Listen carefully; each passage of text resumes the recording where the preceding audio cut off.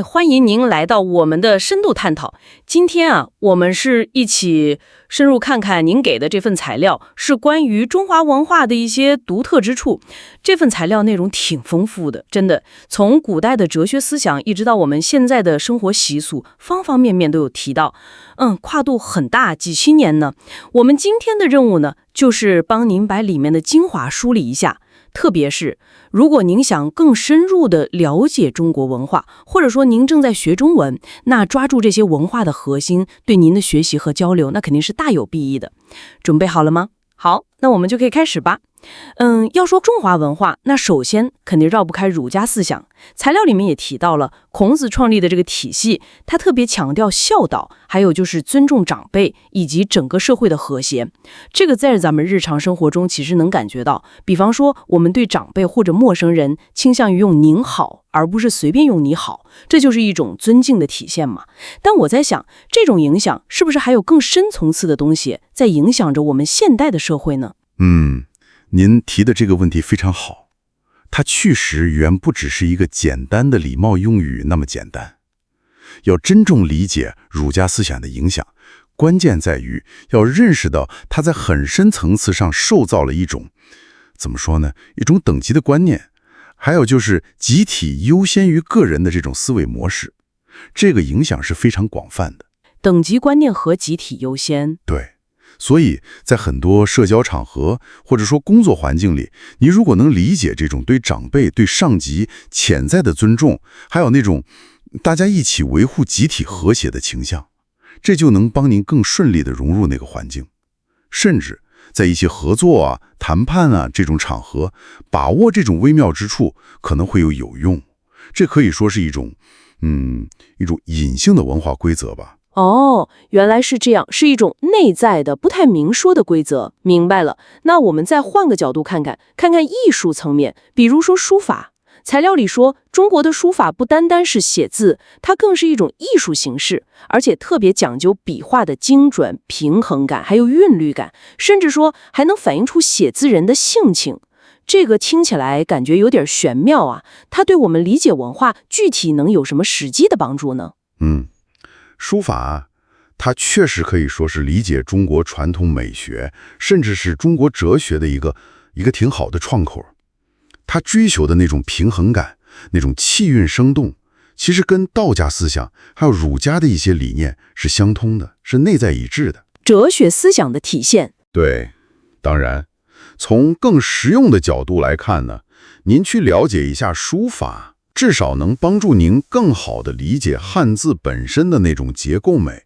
为什么这个字是这样写的？它有它的道理。更重要的，我觉得还是文学。从古代的诗词，像李白、杜甫，到我们很常用的成语，比如您看画龙点睛这个成语。画龙点睛。对，这些里面都承载着大量的历史故事和文化价值观。如果不了解这些背景知识，很多时候您听别人说话或者看文章，可能就只理解了一个表面意思，那个更深层的含义，或者说那个潜台词，就可能错过了。这倒是真的。成语要是用不好或者理解错了，确实挺容易闹笑话的，确实需要了解背后的故事。那说到生活层面呢，材料里还提到了不少节日和饮食文化，像是春节啊、中秋节啊、端午节，这些我们可能多少都知道一点儿。比如过年要家人团聚吃年夜饭，中秋节要吃月饼什么的。对的，这些节日和习俗，你看他们背后其实都在强化几个非常核心的价值观念，最主要的就是家庭观念，还有对历史传统的尊重和传承。家庭和传承。是的，春节的团圆饭，给孩子的红包，中秋节象征团圆的月饼，还有端午节吃的粽子、赛龙舟纪念屈原，这些都不只是一个形式，或者说不只是吃吃喝喝那么简单，它们更像是维系家庭情感和民族文化记忆的一种纽带。纽带这个词儿用得好。再说说饮食，除了我们都知道的中国地大物博，各地饮食差异很大，比如川菜的麻辣，粤菜的点心和清淡。更重要的一个文化特征是共享。共享食物。对，在中国，大家围坐在一起吃饭，分享桌上的菜肴，这是一个非常非常重要的社交活动，联络感情的方式。甚至这种饮食文化还深刻地影响了语言，就比如我们常说的吃醋，哈哈，吃醋表示嫉妒，对吧？这个源就和饮食有关，挺有意思的。确实有意思，饮食还能这样影响语言表达。材料最后还简单提到了2个概念，中医和风水。这2个感觉上好像更带点神秘色彩。中医讲究气，讲阴阳平衡，风水呢是说环境要和谐。这些我们应该怎么去理解它们呢？中医和风水，它们的核心其实都体现了一种整体观，一种看待世界的方式。您看中医，他看待人的健康，不太像西医那样，经常是头痛医头，脚痛医脚。中医更强调身体内部各个部分的平衡，还有人与自然环境的平衡。那个气，您可以大致理解成一种维持生命活力的一种能量吧。生命能量，对，一种生命力。所以当中医说您需要补气的时候，意思就是要调理您身体的这种基础能量。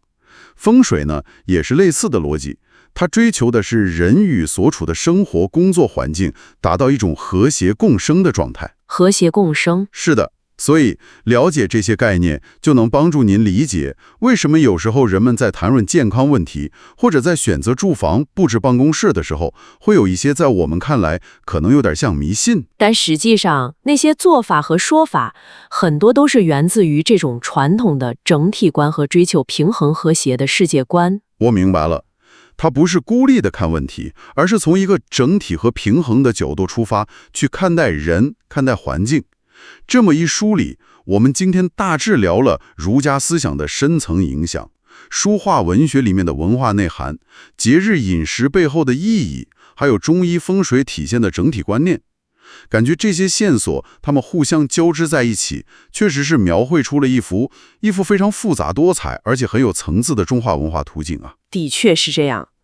这些元素还有很多我们没提到的，它们共同塑造了我们通常所说的中华文化。对于正在学习语言的您来说呢，理解这些文化层面的东西尤为重要，真的。因为语言它从来不是词汇和语法规则的堆砌。语言是活的。对，它是深深根植于特定文化土壤里的。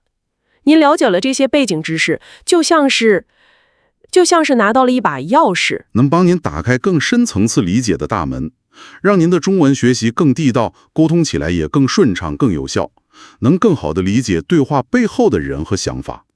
最后呢，也给您留下一个小问题，可以自己思考一下。在我们今天讨论的这些可以说源远流长的文化元素当中，不管是思维方式层面的，还是艺术表达，或者是生活习俗方面的，在今天中国社会变化这么快，和全球的互动也越来越频繁，您觉得这其中哪一个元素或者哪一种观念依然保持着最强的生命力，或者说在当今发挥着最大的影响力呢？ Thanks for joining us. If you enjoyed this episode, please subscribe, like, and share with your friends.